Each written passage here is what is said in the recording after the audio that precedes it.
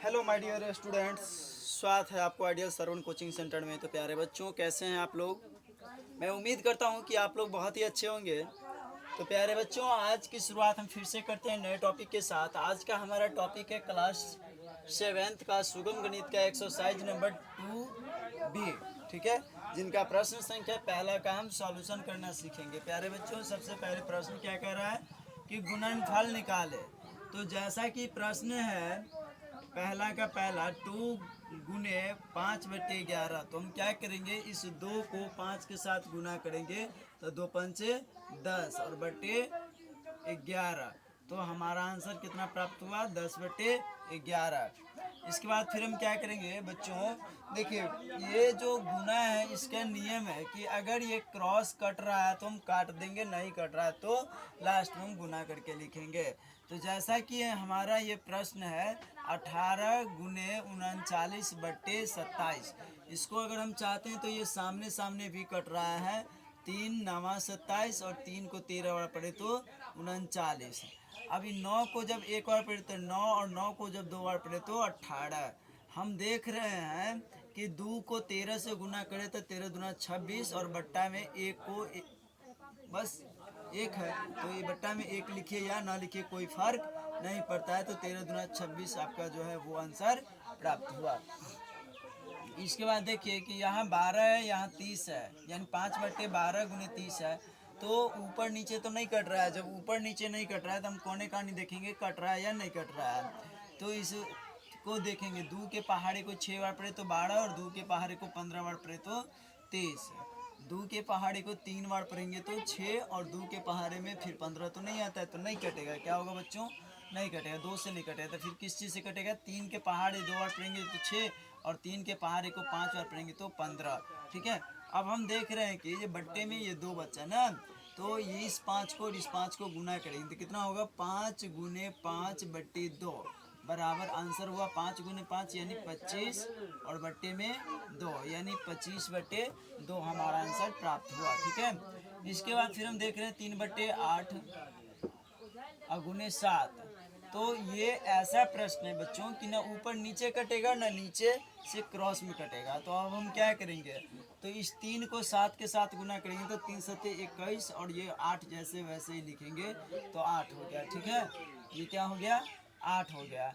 अब इसके बाद हम क्या करेंगे कि देखते हैं कि ऊपर में अधिक है और नीचे में कम है, तब तो ये हो सकता है कि आपको इतना आंसर नहीं हो, क्योंकि ये भिन्न का नियम होता है कि ऊपर में जो है हमेशा कम होना चाहिए, यानी अंश कम होना चाहिए और हर बड़ा होना चाहिए।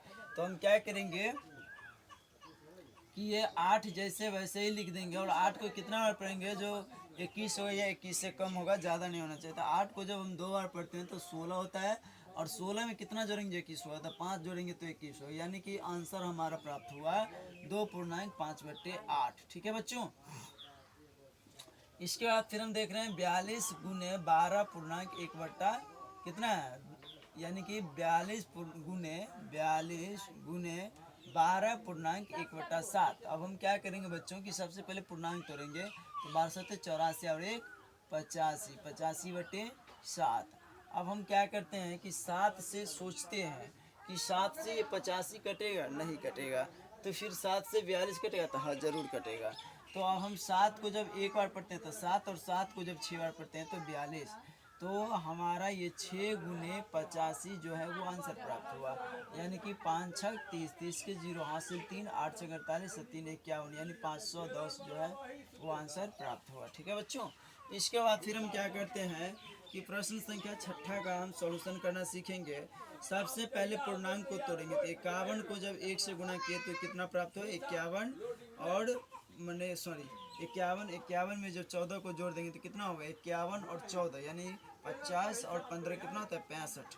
तो 65/51 और गुने 34 बच्चों, हम सोच रहे हैं कि आखिर ऐसा कौन से संख्या से ऊपर नीचे कटेगा या फिर कोने का नहीं कटेगा। तो ऊपर नीचे हम देख रहे हैं कि नहीं कटेगा, तो फिर हम कोने का नहीं काटेंगे। तो सब देखिए, इसको ना अब हम 3 के पहाड़े 17 बार पढ़ेंगे तो 51 होगा, लेकिन 3 के पहाड़ा में 34 नहीं आता है, इसलिए हम क्या करेंगे, कोशिश करेंगे कि 17 से काटेंगे। 17 के पहाड़े 3 बार पढ़ेंगे तो 51, और 17 के पहाड़े 2 बार पढ़ेंगे तो 34। तो कितना प्राप्त हुआ, 65 गुने 2, यानी 65 गुने 2 बटे 3 बराबर कितना हुआ, 65 दूना यानी 5 दूना 10 के 0 हासिल, 1 6 दूना 12 13 बटे 3।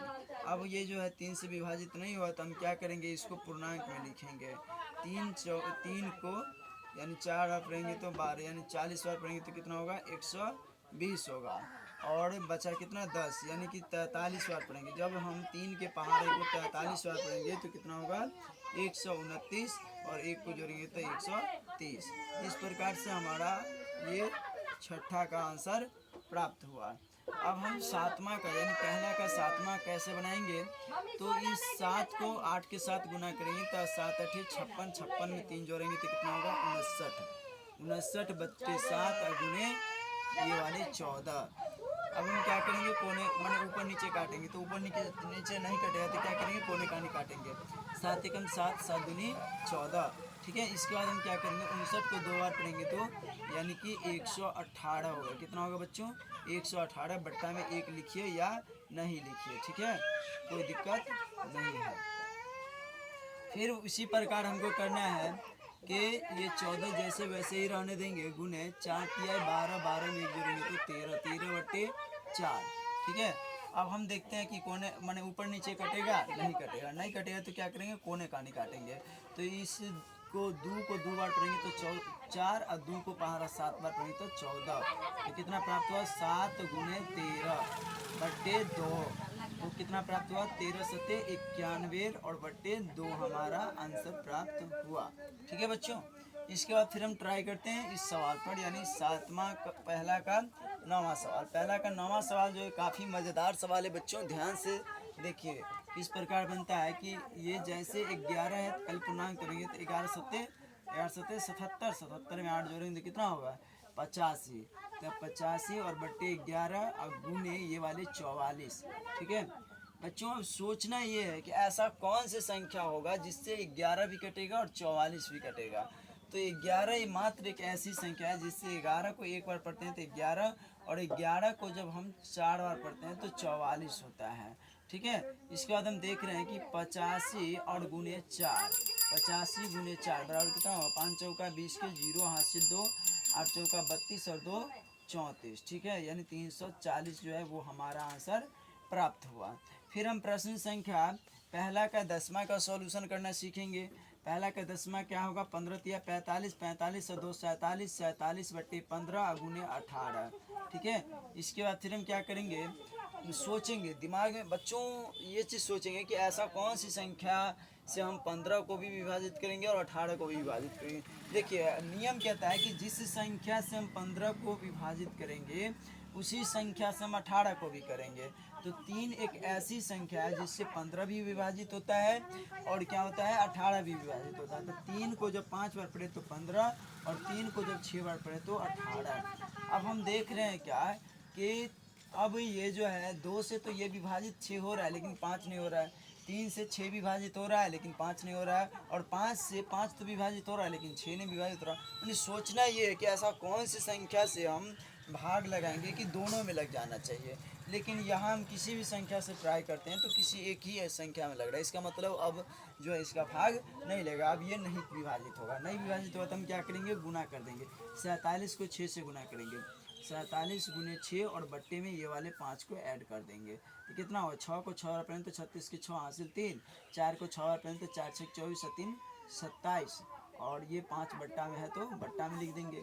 हो सकता है कि आपको आंसर इतना नहीं हो तो हम क्या करेंगे, पूर्णांक में लिखेंगे। पूर्णांक में कैसे लिखेंगे, बट्टा में 5 जैसे था वैसे ही रहने देंगे, 5 को जैसे था वैसे ही रहने देंगे। और इसके बाद क्या करेंगे कि 5 को जब कितना बार पढ़ेंगे, यानी भाग देकर ट्राई कर लेंगे हम, ठीक है। 5 को जब हम 5 बार पढ़ेंगे तो 25, और उसके बाद 2 पर 6 26, तो 5 को फिर हम 2 बार पढ़ेंगे तो कितना, 5 बार पढ़ेंगे तो 25, यानी 5 के पहाड़े को जब हम 55 बार पढ़ेंगे तो कितना हो जाएगा, यानी कि 275, और 1 जोड़ेंगे तो 76, यानी कि इतना, यानी 55.1/5 जो है हमारा आंसर प्राप्त हुआ। तो प्यारे बच्चों, आज का क्लास आप लोगों को कैसा लगा आप लोग कमेंट में ज़रूर बताएंगे। यदि आप हमारे इस चैनल पर नए हैं तो हमारे इस चैनल को सब्सक्राइब कर लीजिएगा और एक लाइक तो ज़रूर बनता है। धन्यवाद।